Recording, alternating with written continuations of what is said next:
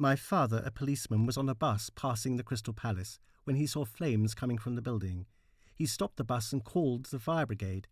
Then, with the help of the bus crew, managed to push several cars away which were parked nearby and in danger of catching light.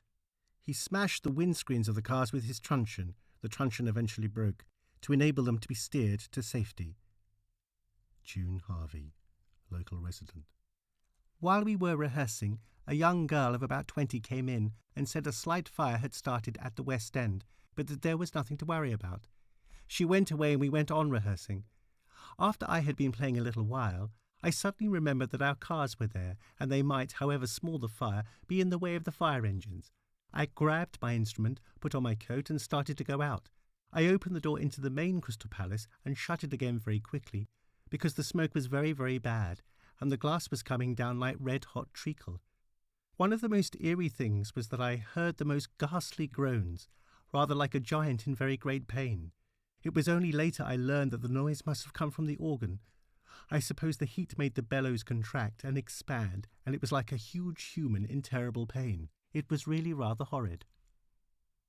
Dorothy Crump, musician. I had washed some curtains and was putting them back up when I saw a faint haze on the hill. I said to my father, I think there must be a fire over Anley Hill. So I put my hat and coat on and went up Anley Hill to the top of the parade. The buses were still running and all I could see was the glow.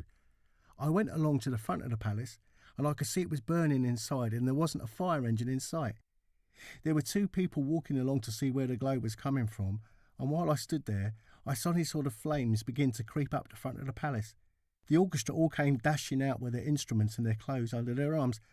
I sat down and watched all these little flames go up every piece of wood. The glass began to come down and I thought to myself, oh my goodness, the palace is on fire.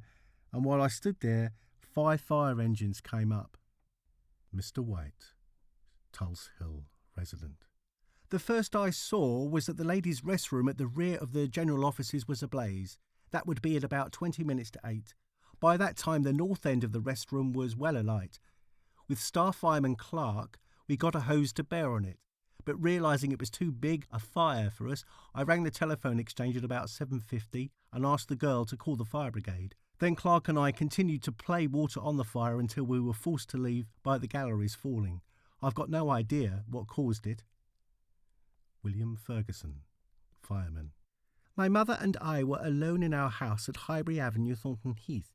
I went upstairs for something, and from a bedroom window saw a vivid orange glow in the sky. I called to my mother to come and look, and we stood wondering what could be causing it. It was obviously a big fire and seemed to us then not very far away. We went outside to the gate, but all was quiet, and no one else appeared to have noticed anything unusual.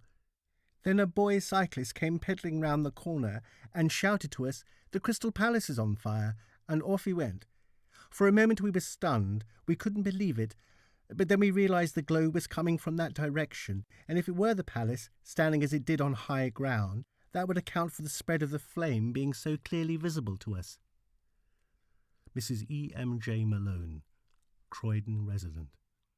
On the arrival of the 1st London Fire Brigade appliances, the central transept was well alight, and within a few minutes the greater part of it had collapsed.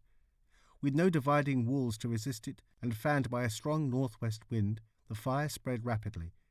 The shape of the building was also assisting the spread of the fire, which quickly involved the south transept, and threatened to involve the south tower, and the adjoining building occupied by the Baird Television Limited. Report of the London Fire Brigade Committee.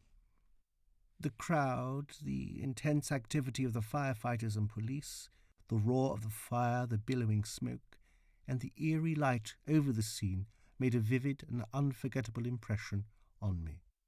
Dr. G.S. Hislop, Old Coulsdon resident.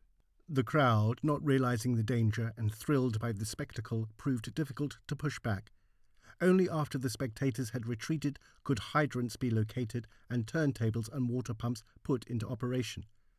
But despite the numbers of firefighters and the thousands of tons of water which were poured onto the blaze, the result was negligible. By this time the flames were leaping to a height of between 100 and 150 feet into the air, and the pressure of water was not sufficient to stem them. Contemporary press reports. It was a terrific sight.